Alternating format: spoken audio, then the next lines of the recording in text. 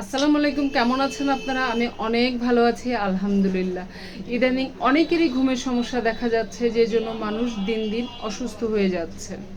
ঘুমের সমস্যাটা কেন হচ্ছে এটা জানেন কি? এই জন্য আপনি নিজেই দায়ী। একটু খেয়াল করেন, রাতের খাবারটা যখন আপনি অনেক দেরিতে খাচ্ছেন, তখন শরীর আপনার খাদ্য হজম প্রক্রিয়ায় ব্যস্ত থাকছে, ঘুমের জন্য তৈরি হচ্ছে না, ঘুম তো হবেই না। আবার এত রাতে খাওয়া দাওয়া শেষে আপনি মোবাইল নিয়ে বসছেন, মোবাইলের লাইট, কম্পিউটারের লাইট, টেলিভিশনের লাইট চোখে পড়লে তখন মস্তিষ্ক আপনাকে সিগন্যাল দিচ্ছে এখনো দিন আছে, তাহলে ঘুম কিভাবে হবে? সুতরাং সুন্দর একটা কোয়ালিটিফুল ঘুম পেতে হলে আপনাকে অন্তত 3 ঘন্টা আগে স্ক্রিন টাইম থেকে দূরে সরে আসতে হবে।